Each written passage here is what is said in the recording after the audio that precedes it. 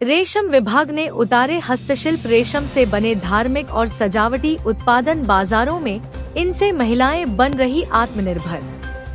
उपनिदेशक रेशम विभाग कुमाऊं हेमचंद्र ने बताया कि रेशम विभाग अभी तक किसानों को रेशम कीट पालन के माध्यम से उनकी आर्थिक स्थिति को मजबूत करने का काम कर रहा है, लेकिन पहली बार रेशम कीट पालन से तैयार हुए हस्तनिर्मित उत्पाद महिलाओं को आत्मनिर्भर बनाए जाने का प्रयास किया जा रहा है।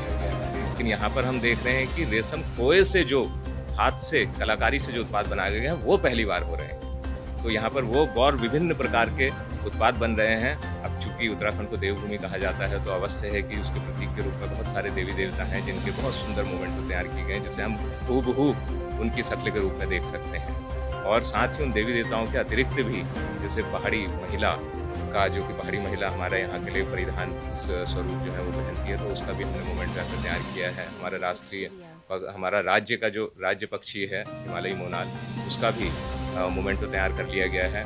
इसी प्रकार से जो यहाँ के प्रतीक हैं उनके मूवमेंट पर हम लोग जो भी ऐसी चीज़ें आएंगी हमारे आइडिया में, विचार में, उसको आगे जो कस्टमर्स इसको लेना चाहेंगे वो लोग कस्टमाइज भी करवा सकते हैं। जैसा प्रोडक्ट वो तैयार करना चाहें वो भी तैयार कर सकते हैं। ये सुविधा भी उनके पास रहेगी।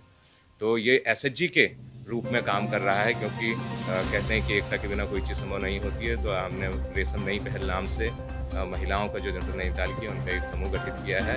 और अपेक्षा रेशम तो हम लोगों ने बहुत सुना था ना, रेशम करके साड़ियाँ भी देखी, रेशम की और चीज़ भी देखी, पर रेशम का जो अब यहाँ है ना, तो हमें बहुत आश्चर्य हुआ कि रेशम से हम इतनी सारी चीज़ें बना सकते हैं। तो हमको यहाँ से एक बार बुलावा आया कि एक ट्रेनिंग दी जा रही है, तो आप इच्छुक हैं तो आइए करके। तो हमारे साथ की महिलाएं आई और हम बहुत आश्चर्यचकित हो गए इसको देख के कि क्या चीज़ है। हमें लगा पता नहीं क्या है, कोई है, पर पता लगा रेशम से है, तो हम बहुत ही खुश हुए। और फिर हमको यहाँ से जो ट्रेनिंग मिली, हमारे जो डिप्टी डायरेक्टर हेमचंद जी, उन्होंने हमको मतलब बहुत ज़्यादा सहयोग दिया। मतलब एक तो होता है कि औपचारिक ट्रेनिंग चलती है और पूरी हो जाती है, फिर ख़त्म हो जाती है, परंतु ट्रेनिंग के बाद जो हम लोगों का उत्साहवर्धन किया, हम लोगों को एक राह दिखाई। सर का हमारा पूरा जो हमारी उसकी समूह की महिलाएं हैं, धन्यवाद अदा करना चाहेंगी कि ट्रेनिंग के बाद सीधे ही हमको जो काम दिया गया विभाग की तरफ से, वो बहुत ही सराहनीय है। और मुझे लगता है कि महिलाएं इसमें आगे भी बहुत काम करेंगी।